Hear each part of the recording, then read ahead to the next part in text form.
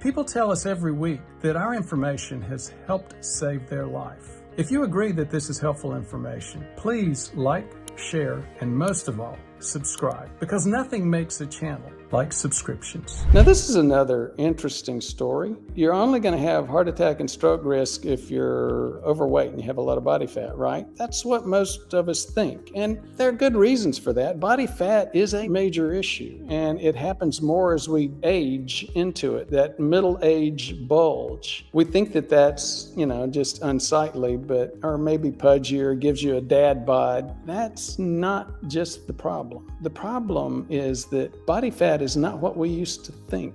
We used to think it was an inert energy storage tissue. It's not inert at all. It's an endocrine tissue, and it releases hormone-related chemicals that cause insulin resistance, which in turn causes all the other problems we talked about. So body fat is a very important issue, but guess what? Thin people can get cardiovascular risk problems as well. Jim, for example, was an example. His BMI was 20.5. He was very muscular, very little body fat. At age 53, he'd already had 2 stents, so this wasn't a body fat issue. Actually, we did some OGTT and looked for insulin resistance. Thought maybe, he was one of these thin people that had some. No, we didn't see significant insulin resistance with him either. Well, maybe it was FH. Maybe there was some LDL issues. No, LDL issues, values had been typical. Maybe there was a lot of plaque. It's not really that much plaque at all. A little bit, but not much. Pre-stent angiograms did show some plaque, though. So still, he had not shown a lot of plaque on CIMT. He did have some plaque on pre-stent angiograms, and he'd had symptoms.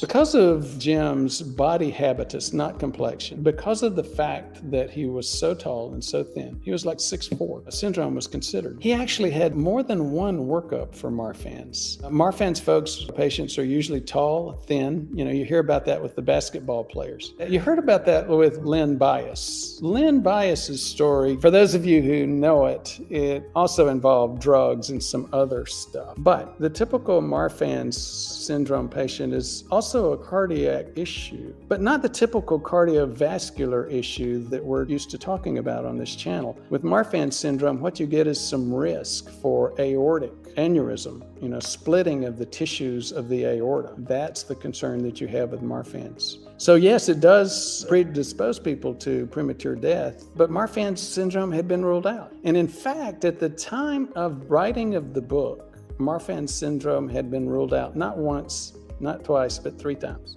Now, other related genetic issues like Stickler's syndrome, it's a marfanoid-like connective tissue issue, that was considered again. His mother had had a similar history, but let's go back to continuing to look around at other potential issues. His Lp(a) was 300, and after Niacin, it improved to 200 and continued to improve. Now, one of the things that people think about with Niacin and Lp(a), well, it doesn't really take it down to the normal values, 10 or 20. I can tell you from watching people with Lp(a) and taking Niacin, it's typical if you get a reaction to Niacin. It's usually like you see with Jim, a quarter to a third decrease. I've seen much larger decreases in some people, but that's one of the reasons that causes confusion. So people see you don't get a full decline, a full wipeout of the Lp(a) value, so it must not be working. I can tell you, we monitor cardiovascular inflammation, things that are not monitored in a typical medical environment, and we typically will see a 30% decrease in Lp(a) and an association with improvement on cardiovascular inflammation and soft plaque.